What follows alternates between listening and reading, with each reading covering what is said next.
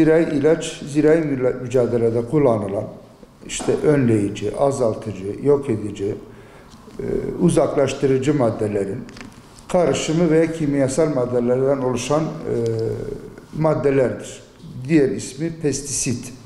Şu anda buğday dönemi için konuşursak yabancı ot mücadelesi de kullanılıyor. Bu yabancı otlarda niye kullanıyoruz? Yabancı otları kullanma sebebimiz budur. Buğdaydan alacağımız verimin düşmesine sebep oluyor çıkan yabancı otlar. Verdiğimiz gübrenin kendileri de kullandıkları için özellikle yabancı otlarda, geniş yapraklı yabancı otlar buğday gelişmesini engeller, verimin düşmesine sebep olur. Yıllarca bunu kullanmadığımız zaman tarla aşırı derecede yabancı otla bulaşık olur ve bu sebepten dolayı verim düşüşüne sebep olur. Bu da çiftçimizin kaybı, bunun dolayısıyla ülkedeki gelir kaybına sebep olur. Şimdi faydası nedir? Tarlanızda yabancı ot var ve bunun yanında siz kültür bitkisi ekmişsiniz. Buğday, arpa, mercimek, yani hububat.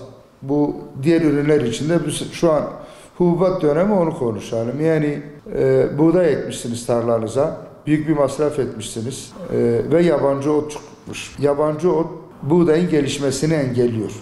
Verimi düşürüyor, bir. Emeğiniz boşa gidiyor, iki. Mevcut birim alandan, yani 1 metrekareye düşen tohum miktarının içinde yabancı ot %5'in üzerinde olursa bu size büyük bir verim kaybıdır.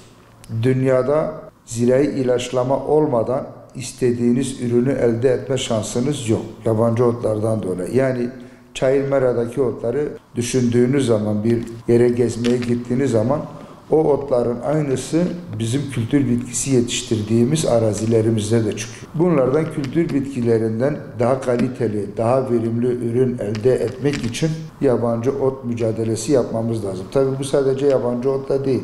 Bunun yanında insektisitler var, böcekler için var, mantari ilaçlar var. Bunların tamamı sebep. Şu anda bizim bölgede en çok kullanacağımız %90 olan yabancı ot ilaçlamasıdır. Geri kalanı süne ilaçlaması için günü geldiğinde ve işte hortumlu böcektir, diğer zararlarla ilgili dediğimiz, yani böcek zararlarıyla dediğimiz zarar için de gerekli duyulduğu zaman atılmalıdır. Gerek duyulmadan ilaç atılmaması gerekiyor. Özellikle buğdayda bu çok önemlidir. Diğer bitkilerde de kullanmadığımızda zararları nedir? Verim kaybına sebep olur dedik. Aşırı kullandığınız zaman ne olur? Aşırı kullandığınız zaman yine verime etkisi olur. Çünkü her bir ilaç bitkiyi strese koyar. Strese koyduğu zaman da gelişme olmaz. Yani gelişme olmaz dediğimiz nedir? Yavaşlar. Bu da verime sebep olur. Ruhsatlı ilaçların kullanılması taraftarıyız. Hiçbir şekilde hiçbir ziraat mühendisi arkadaşımızın onu yapacağına zaten inanmıyorum. Herkes mesleklerini onurlarıyla yapıyor. Onurlu bir şekilde çalışmalarını yürütüyor. Fakat aynı etken maddede bakanlık tarafından ruhsatlı olmayan ilaçların işte kullanılmasıyla ilgili sıkıntılar yaşanmasın diye, zarar etmesinler diye bunu kullanmamamız gerekiyor. Yani kullanmadığımızdaki zararları dediğimiz işte verim kaybı, ekonomik kayıp, toprağa verilen zarar var. Bazı ilaçlar vardır, araziye attığımız zaman buğdaya, hatta tabiata faydası olduğumuz birçok hayvanı öldürmeye sebep oluyoruz. Bunların hepsine bizim dikkat etmemiz gerek. Yani bu sadece yabancı ot ilacı için değil. Bir mercimek ilacını buğdayda kullanamazsınız. O da yabancı ot ilacıdır. Ama bazı buğday ilaçlarını mercimekte kullanabiliyorsunuz. Bunu düşündüğünüz zaman olmaz. Mercimeğinkini belki buğdaya kullanırım. Buğdayınkini belki mercimeğe kullanırım. Buna bakmayacaksınız. Ruhsatlı olan ilaç hangisi ise Türkiye'de ve dünyada onu göz önüne alarak kullanmamız gerekiyor. Niye?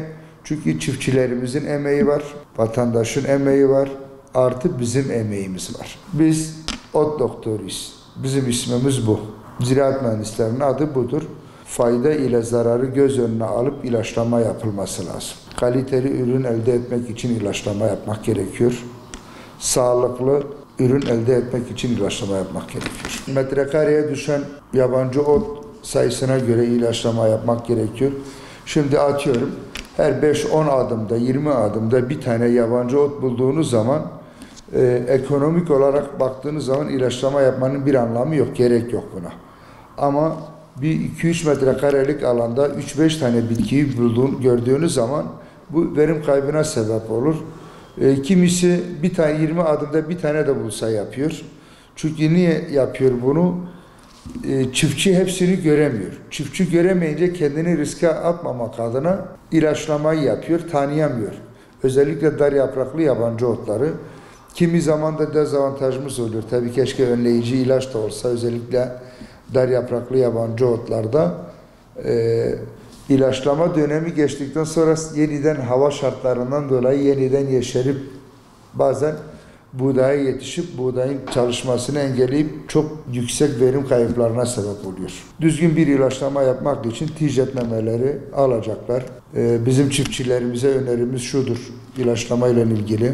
Her araziyi ilaçladıklarında ilaçlama makinelerini yıkamaları, yılda bir sefer ilaç memelerini dediğimiz memelerini kontrol etmeleri, arızalı olanları değiştirmeleri. Mesela çiftçilerimiz yanına gittiğimiz zaman sürekli işte mühendis arkadaşlarımıza ben biliyorum. Anladım. Ben bunu daha önce biliyordum. Daha önce yaptım. Mekanizasyon değişti artık. Benim babamın kullanmış olduğu holder yok artık. Şimdi 8 metreydi, 12 oldular, 14, 16, şu anda 40 metrelik holderler var. Niye? Alanı buğdayı ezmemek için ve geliştirmek için. İlaçlama deposu traktörlerin arkasına atılan artık kendi yürür ilaçlama makineleri var. Bunlar nedir? Birazcık daha büyük. Yani bizim bölgede ona örümcek diyorlar falan. Kendi yürür dediğimiz bu makine sadece ilaçlama yapıyor. Şimdi dronlar çıktı. İlaçlama yapmaya başladı. Özellikle Mısır'da ağaç ilaçlamalarında daha uygun olabileceğini düşünüyoruz. Çünkü ilacın zerreciklerini daha da fazla parçalara bölerek ilacın etkili olabileceği görülüyor. Bu da neyi gösteriyor? Ekonomik olacağını. Traktöre göre gerçekten dronlar yakıt olarak baktığınız zaman yakıt yok. Yani şimdi herkes ekonomiye bakıyor. İlk girişi maliyeti yüksek olabilir ama kullandıkça daha ekonomik olduğunu insanlar görecektir. Yöntemler dedik. Buna biz mekanizasyon diyoruz. Yani tarım aletlerimizin tamamı yenilendi. Eskiden traktörlerin gücü düşüktü. Çift çeker dediğimiz traktörler hemen hemen yok diyebilirim ama büyük traktörler alınırdı.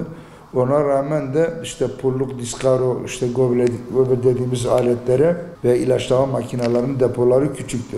15-20 dönüme atılıyor. Şimdi 40-50 dönüme atılan ilaçlama makineleri var. Yani ilaçlamanın daha düzgün yapılabilmesi için, böcek ilaçlamasında daha fazla su kullanabilmek için büyük ebatlı deposu olan ilaçlama makineleri kullanılıyor. Çiftçi bunun farkında. Bunun nasıl farkında? Öncelikle ziraat mühendisleri, İkincisi tarım aletlerini satan bayi arkadaşlarımız sayesinde ve bunu üretenler. Niye?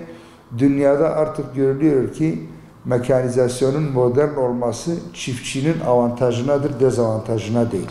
Yani mekanizasyon ne kadar düzgün olursa ilaçlama da o kadar düzgün olur.